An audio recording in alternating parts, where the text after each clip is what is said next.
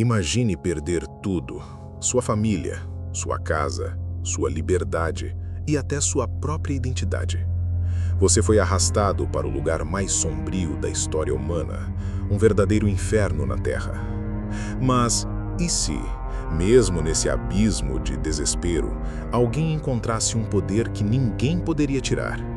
Um poder capaz não só de fazê-lo sobreviver, mas de vencer o próprio inferno dentro de si? Esta é a inacreditável história de Viktor Frankl, o psiquiatra que transformou o sofrimento mais brutal em uma das maiores lições de resiliência e sentido para a humanidade. Para entender a magnitude da superação de Viktor Frankl, precisamos voltar a Viena, no início do século XX. Frankl não era um homem comum. Antes da guerra, ele já era um psiquiatra e neurologista brilhante, com uma mente à frente do seu tempo. Ele não apenas tratava distúrbios mentais, mas estava desenvolvendo uma teoria revolucionária: a logoterapia. A sua ideia central era de que a força motriz mais profunda do ser humano não é o prazer ou o poder, mas sim a busca por um sentido na vida. É irônico, não é? Um homem que dedicava a sua vida a entender o significado da existência estava prestes a ser testado no cenário mais sem sentido e brutal que a humanidade já criou. Mas o mundo de Frankl começou a desmoronar. A ascensão do nazismo na Europa não era apenas uma ameaça política, era uma onda de ódio que visava aniquilar uma raça, uma cultura, uma fé. Como judeu, Frankl e sua família foram vítimas diretas. Eles viram seus direitos serem roubados, suas vidas serem desmanteladas, até o momento inevitável da prisão. Em 1942, ele e sua jovem esposa Tilly, juntamente com seus pais, foram enviados para os campos de concentração. O inferno que ele havia mencionado em sua futura obra se tornou sua realidade diária.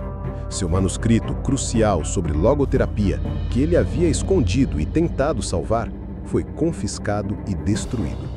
Tudo o que ele valorizava na vida exterior foi brutalmente arrancado. Uma vez dentro dos campos, o mundo de Viktor Frankl e de milhões de outros foi reduzido a uma luta diária e brutal pela sobrevivência.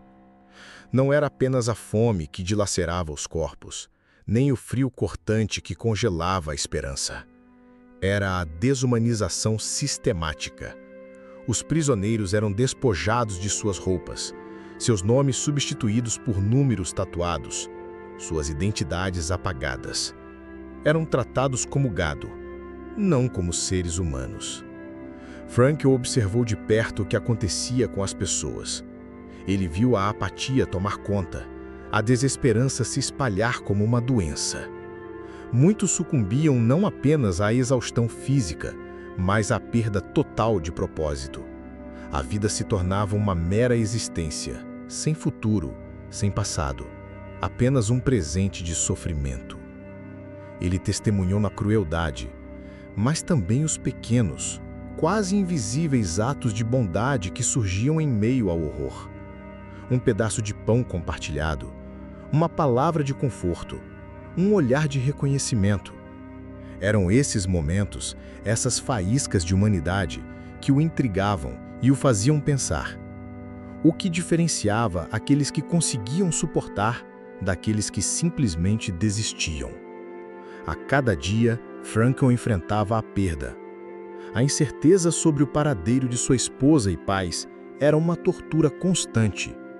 Seu manuscrito, a obra de sua vida, havia sido destruído. Tudo o que definia sua existência exterior foi arrancado. Mas foi precisamente nesse vazio, nessa privação total, que uma verdade profunda começou a emergir em sua mente.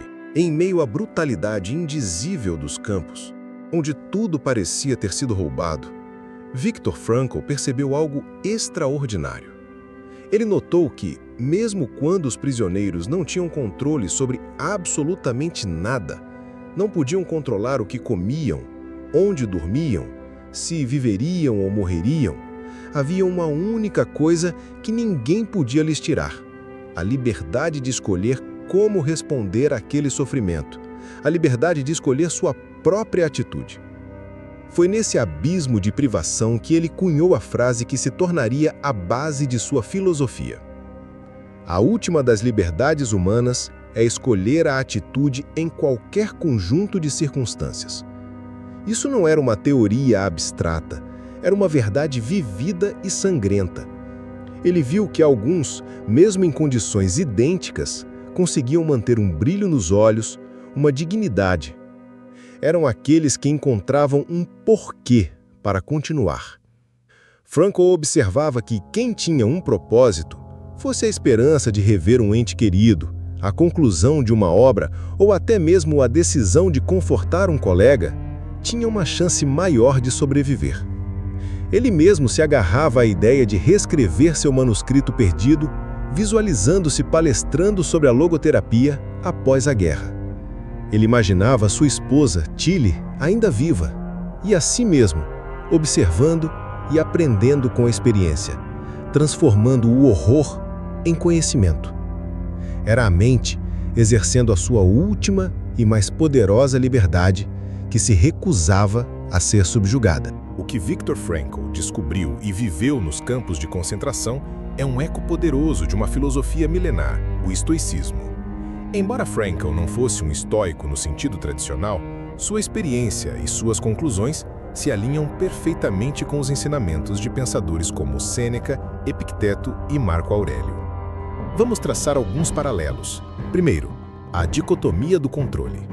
Os estoicos ensinam que devemos nos preocupar apenas com o que está sob nosso controle, nossas ações, nossos pensamentos, nossas atitudes, e aceitar com serenidade o que não está.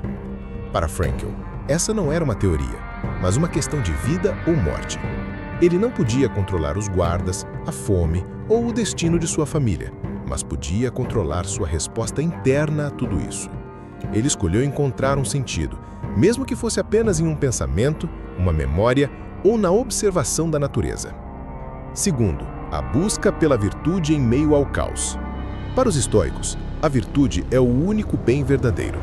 Frankl, no seu inferno pessoal, demonstrou virtudes essenciais: a coragem de enfrentar a morte e a desumanização, a sabedoria de observar, aprender e buscar um propósito, a justiça ao ajudar outros prisioneiros e a temperança, ao controlar suas próprias reações emocionais e físicas.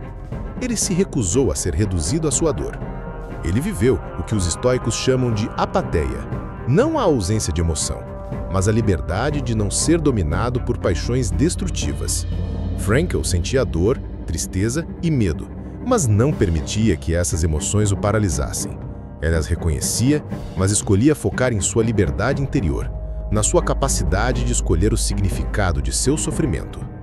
A história de Frankl é a prova viva de que a verdadeira liberdade reside na mente e que o poder de escolher nossa atitude é a última e mais poderosa arma contra qualquer adversidade. Um princípio que ecoa através dos séculos, do estoicismo até os dias de hoje. Em abril de 1945, a guerra finalmente terminou. Viktor Frankl foi libertado dos campos, mas o retorno não foi uma celebração fácil. O mundo exterior parecia estranho, e a realidade da perda o atingiu em cheio. Sua mãe, seu pai e sua jovem esposa, Tilly, todos haviam perecido nos campos. A liberdade veio acompanhada de uma dor avassalante.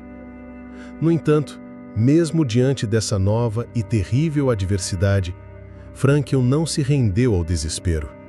Inspirado pela promessa que fizera a si mesmo nos campos, a de reescrever seu manuscrito perdido e compartilhar suas descobertas, ele se dedicou à sua obra.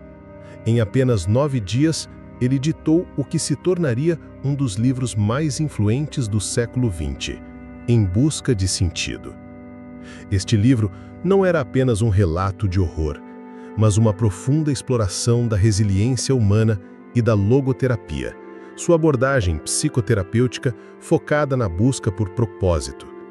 Ele argumentava que, mesmo diante do sofrimento inevitável, podemos encontrar um significado, que a vida nos questiona, e nossa responsabilidade é responder com nossas ações, com amor e com a atitude que escolhemos.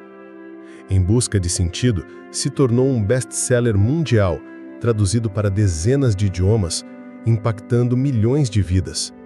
Frankl dedicou o resto de sua vida a ensinar, a escrever e a inspirar pessoas ao redor do globo.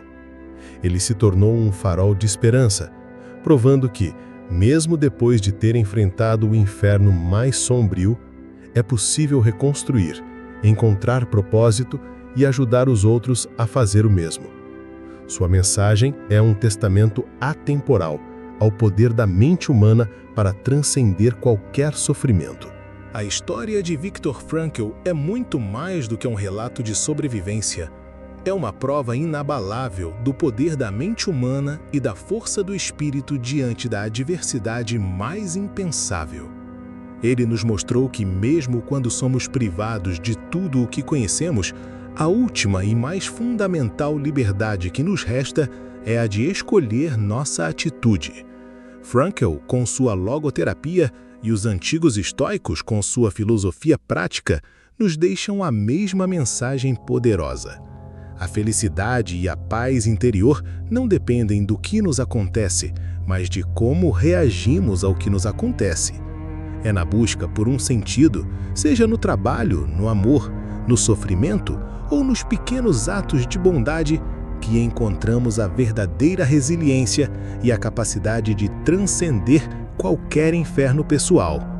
Então, eu te pergunto, qual é o seu porquê? O que te dá sentido? Lembre-se, você também possui essa última liberdade, a liberdade de escolher sua atitude, de encontrar significado e de transformar seus desafios em oportunidades para um crescimento profundo. A mente que venceu o inferno de Viktor Frankl é um farol para todos nós.